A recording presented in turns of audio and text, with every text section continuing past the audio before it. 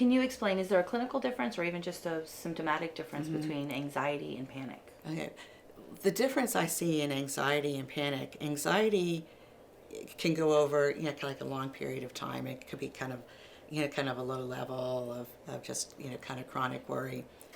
With panic or a panic attack, it's more acute, it's severe, and it's a very strong physical reaction. A person will feel like, that their vision will close in, their chest. They'll feel like they can't breathe.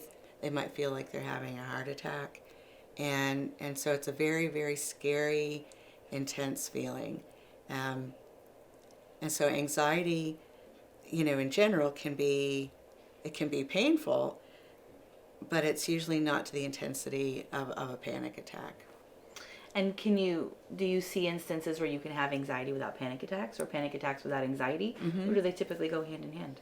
Usually panic attacks go along with anxiety, but you can definitely have anxiety without having the severe panic attacks. So let's assume for a minute that somebody's not in therapy. Are there other coping mechanisms they can do for anxiety or that you would Absolutely. recommend that they do at home? Absolutely. First of all, it's awareness and being able to identify what's going on in your body, and in your brain. And then having a plan like, okay, I know that when my anxiety gets high, it helps me to go for a walk, to exercise, to do some deep breathing, to go to yoga, to do something different, kind of shift it. And so when you find yourself, experiencing anxiety, first of all, just kind of take a breath. All right, what's going on right now? And what can I do kind of to move this a little bit? How can I get out of this state of anxiety, nervousness, worry? And, a lot of times that's something physical. Sometimes it's really hard to change our thoughts without moving. And, there's that strong connection between our mind and our body. And to be able to access all of us, one of the best things to do, for anxiety is to talk about it. Find someone like, okay, they understand that I deal with anxiety. I'm going to talk to them, and kind of maybe brainstorm what I can do. And journaling is helpful. It may sound really hokey, but those gratitude journals, extremely helpful. There's a lot of research on the usefulness, and it's so helpful, like to be able to write about, or even you don't even have to write about it in a journal. There's even apps on our phones now that you can kind of simply kind of stop what you're doing, say, what are 3 things I'm grateful for? I'm grateful that Juanita's here today. I'm grateful for the opportunity to talk about anxiety. I'm grateful to meet this wonderful team, and it kind of helps kind of switch your brain from, kind of having that hold of anxiety to like, wow, there are good things about life.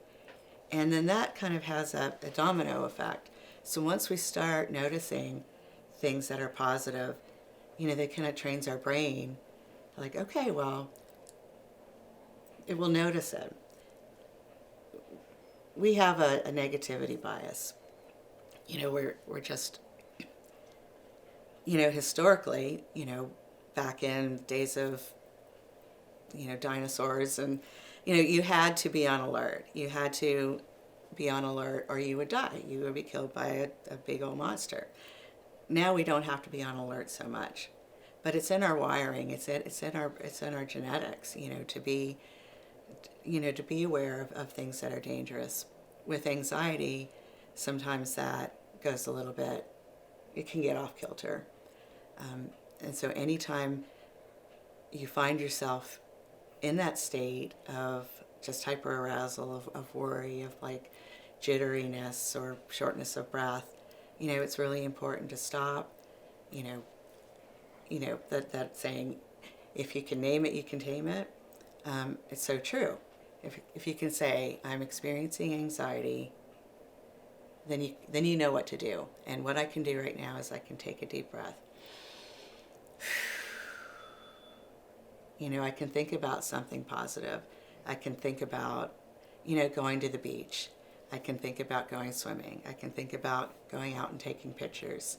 And you can, work with your own mind. Like, okay, what are some positive things that I can use, that I can go to when I'm feeling anxious to kind of help me get unstuck? What are the causes of anxiety?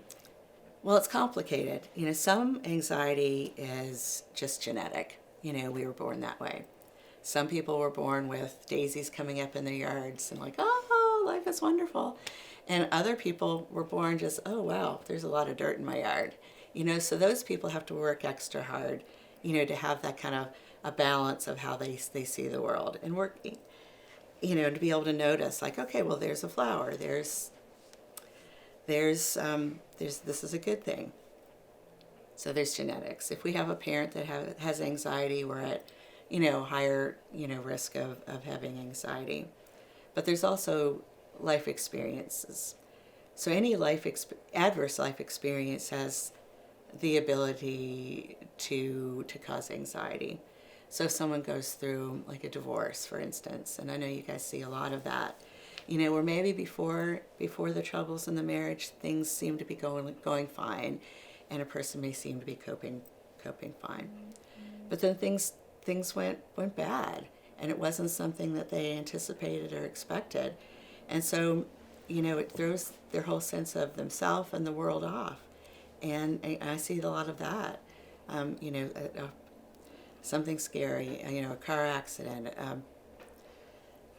hurricane, abuse, violence, things, just in the world right now. Watching the news can cause anxiety.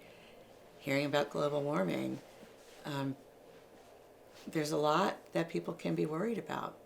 And usually it's a combination. It's a combination of, kind of how we're wired, what our temperament is, and life experiences. Thanks for being with us today, Shelley. I Thank you. appreciate it. If you at home have anything you'd like to add, please feel free to comment below, like, share, and subscribe to our channel. Thanks so much for joining us.